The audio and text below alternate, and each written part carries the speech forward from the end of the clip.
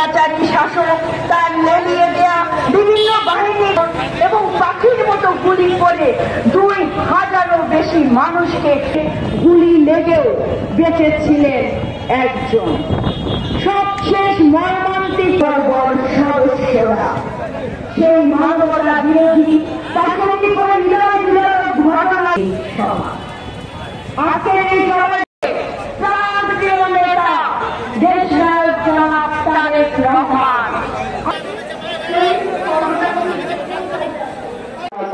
চাই না আমাদের স্বৈরাচার আমাদের যে চেষ্টা গ্রহণ করছে সেটা করছে এবং আমাদের দায়িত্বে থাকলে আমরা না থাকলে স্বৈরাচার কি করতে পারতাম? কত কষ্ট করেছে, কিভাবে আমার মেরেছে, আগুন দাউ দাউ করে চলতে আছে, কিন্তু তারপর আমি কিছু বলবো। আমাদের শহীদ পরিবার সোসাইটির পক্ষ থেকে আমরা অনুষ্ঠান করেছি, চিনতে পারতো না, কিন্তু আমাদের সেই শহীদ বাবাকে তারা অপমান করেছে। আমি তারা বসে থাকতে পারতো না, তারা কোনোদিন এইভাবে বসে থাকতে পারতো না। আমাদের প্রোগ্রামে উপস্থিত হয়েছে, মাঝে মধ্যে বন্ধুকে বিজয়ের পতাকা হাতে নিয়ে বিজয়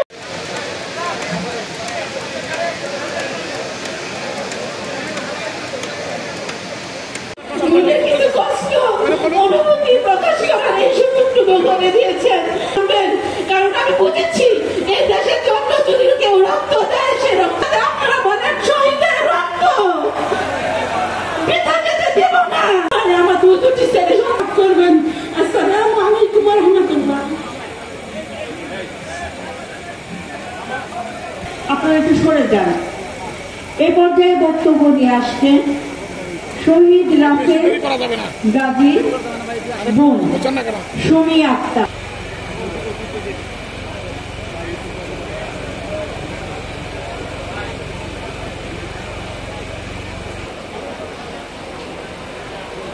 আসসালামু আলাইকুম। আমি শহীদ রাসেল গাজী মা। 5ই আগস্ট আমার ছেলে বাইবেল আসতে দিয়েন না, বাইবেল আমার মেয়ে বলে চলে গেছে।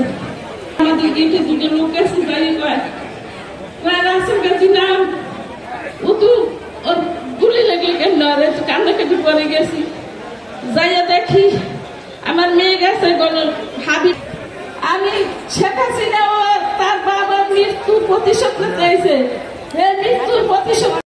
অনুগ্রহ করে প্রত্যেকটি পরিবার থেকে একজন উপস্থিত হবেন। উপরে রুবেল তালুকদার, শহীদ মোহাম্মদ সজল, শহীদ হাস সাবুর, শহীদ তানজির, শহীদ আবুল হোসেন।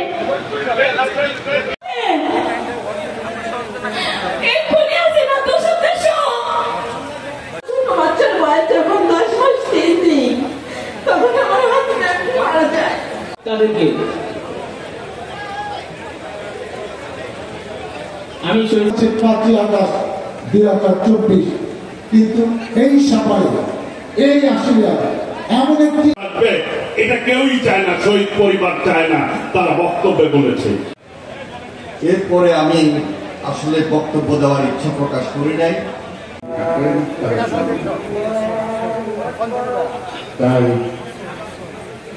শোনার জন্য অধীর আগ্রহে আপনারা সকলে তারা দেশের দাবিদার হয়ে গেছে, আন্দোলনের দাবিদার হয়ে গেছে, তারা এখনো কিন্তু বোকার স্বর্গে বাস করেছে। নিঃসংসতা এবং এর আগে পরের পরিস্থিতি, এই যাবৎকাল যত মানুষ বেশি গণতন্ত্র এবং ন্যায় বিচার প্রতিষ্ঠা